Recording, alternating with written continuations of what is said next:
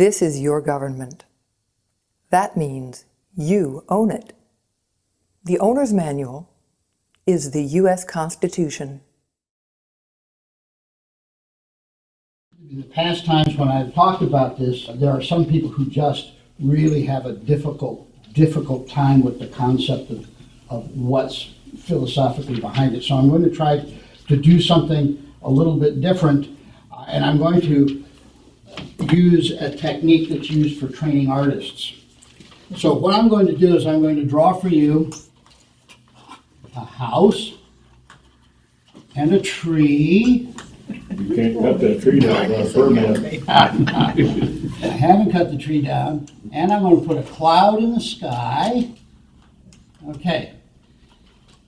Now from this drawing, what do you see here? That house has no foundation. Good, the house has no foundation, exactly right. Doors or windows or anything. Okay. Now what I drew was not a house, a tree, and a cloud. What I drew was the space around them. I drew this. Yeah. Okay? In order to understand the concept of property, you have to be able to see what's around it that defines it. You see, what's around it here defines that that's the tree. You recognize that as a tree. Now we're going to get into the philosophical stuff, all right? And I'm going to do it with Greek dualism just because it sounds big and important. Greek dualism says, okay, everything can be divided into two different spheres. You have one sphere here, which is the physical universe, and that includes things like tables and chairs and shirts and cups and all kinds of stuff like that that's physical. But then we also have this other part of it, which the Greeks called theos, or they also call it pneumatos, which means breath. And it's what you don't see, the stuff that you don't see, which is kind of what defines the stuff that you do see. Because down here we can see, for instance, a chair.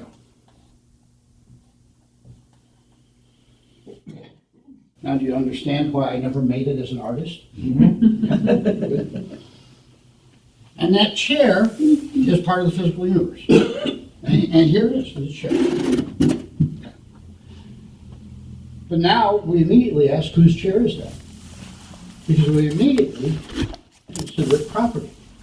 And if I'm sitting in it, and you try to take me out of this chair, I'll fight you, because this chair is my property. What makes this shirt my shirt? I mean, there's nothing in the molecules of this shirt that say that it's my shirt. And there's nothing in it that says, I belong to John. It's an idea. It's an idea, thank you very much. And ideas are where? In this. They're right here. So is that the root of theoretical? That is the root of theoretical, exactly right. And this is the root of physics. More than that, it's not just an idea, but it's also an idea that we agree upon. Because if everyone here agrees that this is Mike's cup, and we all do agree with that, but I start to take it, everyone here is going to say, you can't take that, that belongs to Mike. Because you all have this idea. So this idea is part of what defines it. This right here is the chair, and this is what defines it, makes it property. Okay? Now there's some people that have a real hard time with this whole area up here. They can't see this at all. I'm just going to read a little piece here from the basic flaw of Marxism. The religion of Marx first became apparent at the University of Berlin, where Herr Marx chose to make his doctoral dissertation on the difference between two Greek philosophies. He, quote, favored the materialism of Epicurus because it allowed for an energizing principle in matter. And that comes from a book called The Naked Communist. According to Epicurus and Marx, matter is the source of life. The point is here that you have the idea that life comes from this area right here. Life is the chairs, the organic molecules, that this is what creates life. That this doesn't have anything to do with it. And they didn't want to have it have any kind of credence at all. And anyone who says that there is something up here is to be attacked. And this is the source of the attacks on Christianity and so on. So now if there's only the physical universe and this idea does not exist, then this chair doesn't belong to anybody. Because belonging to somebody is an idea. So if you want it and you can take it, or I want this and I can take it, then who are you to tell me that I can't? Because that's just an idea. And we all know that there's no such thing as ideas because all there is the physical universe. What an interesting connection between their philosophy's removal of private property and God. That's just an amazing thing there, because taking away one's ability to own private property and to it removes from you one of the things that is God-given, in that we all have the spark of divine spark within us. You cannot then expand and be a full expression of that because your property has been taken from you. It's because the shirt, the molecules of the shirt do not say, I belong to John. And so therefore, they can just as easily belong to Bruce or to Stu. Because I know Stu wants this shirt. But we would all stop him from taking it from me. Which means if there's a person who wants this chair, it means if there's a person who wants this chair, he has to destroy the idea of property, because we will all stand up against him and say, no, wait, you can't do that because this actually belongs to somebody. There's somebody that's using it. I'll help you take the shirt if I can have the tie. And that's what we call crony capitalism. Yeah, no kidding. Almost any religion, there's basic property right tenants in almost any. And there is even in Marx as well, because if you remove this and all you have is this down here, I mean, we all know that somebody has to own something. The government will take So care of it. the ends up being the government has to own everything. Right. And that's the way that works out. Rational people who are able to observe can recognize that this kind of activity goes on in our daily life and we see it all the time. Right. But anybody who cannot see that, can only see this, then they have to deal with this and they have to say, well, the only reason that this is mine is because I took it from somebody else. And of course, that's a little rationalization that they use in order to try to make you give up what's yours, because they say you took it from somebody else.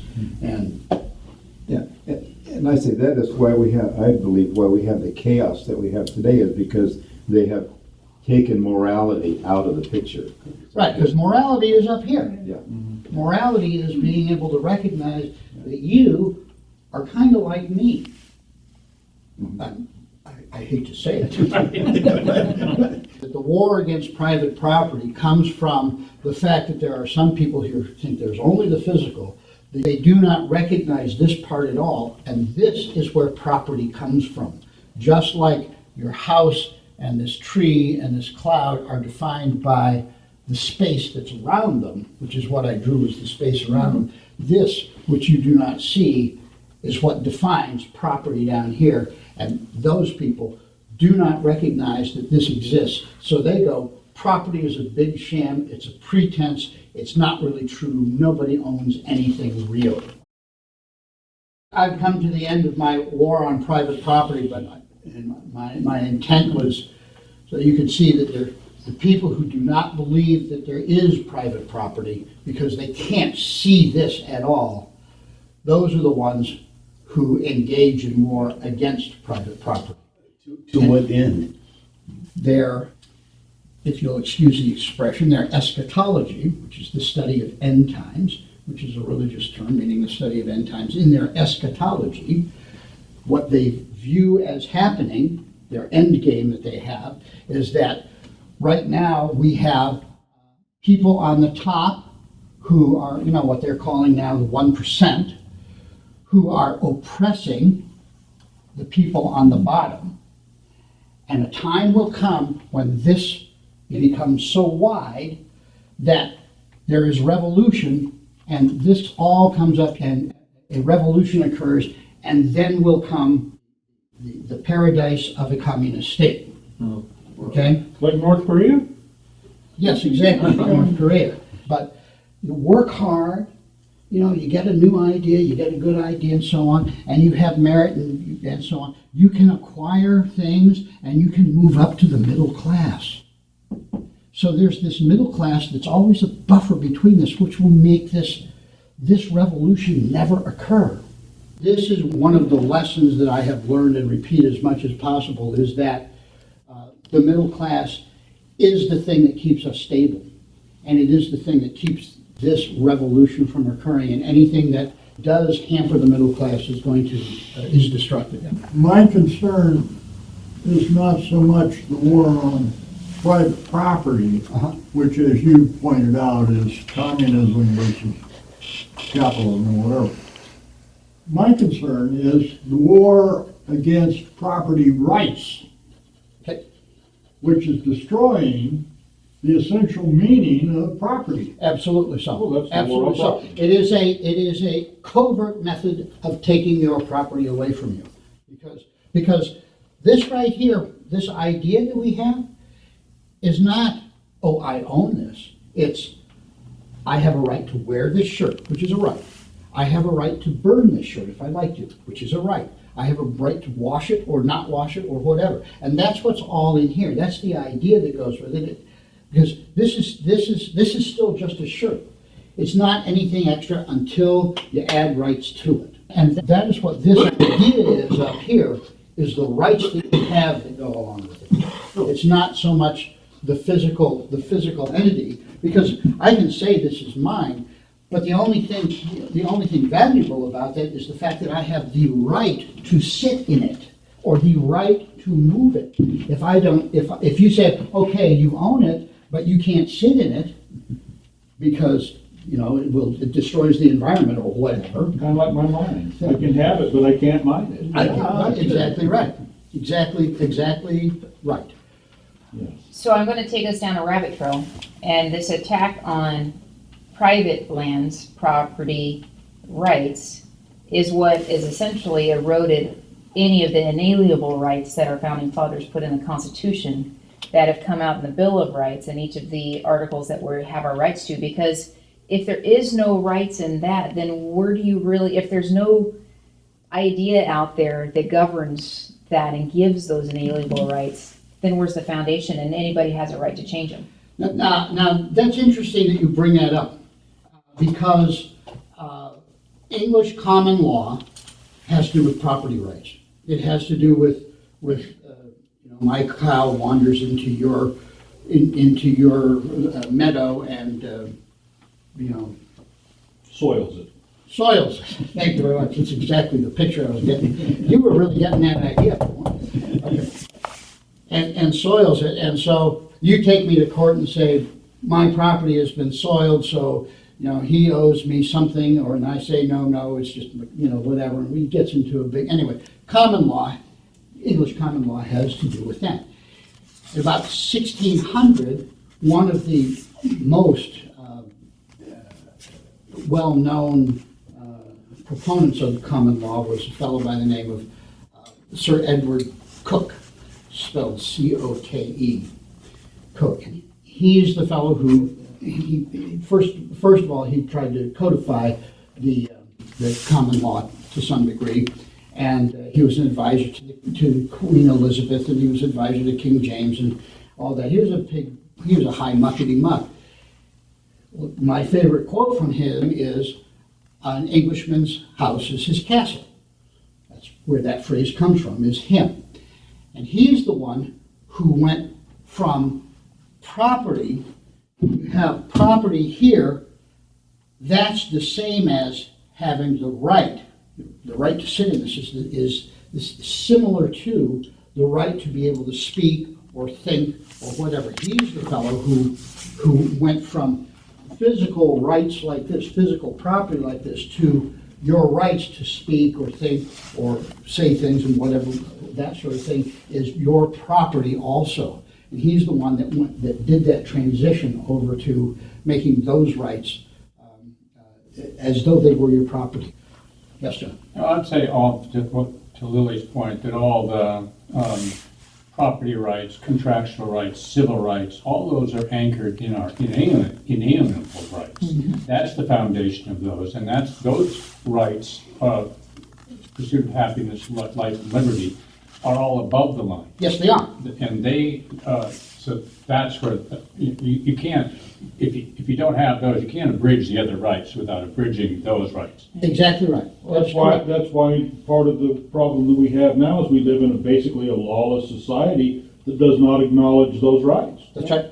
Well, I think it's because what John said, they don't realize they're there. They don't, it's like your loss of spirituality always precludes some downfall and, A loss of self-respect. yeah, exactly. Don't It know all who you comes are from that, anymore. and it's, right. And so if you're looking outside yourself for all these definitions of what you are, you'll never be satisfied. You have to go back to your individual rights, which is your Which is right here. priori rights, as we call it, or what we call our God-given rights. Right, which is what's right here, and it's who you are. Right. You know, this stuff down here is not necessarily who you are, because I can change shirts tomorrow. And these same people that wanted to deprive you of those rights will go to that part up there to say, I have the right to speak or say what I want to say. So they do use it Yes, against yes, you. they're very clever at using it. And on that fine note, Right, right. That's right. okay, now are we done? Jack? Thank you. Excellent. Okay. The next part looks at whether or not the United States is a Christian nation. But first, we have to define what is meant by a Christian nation.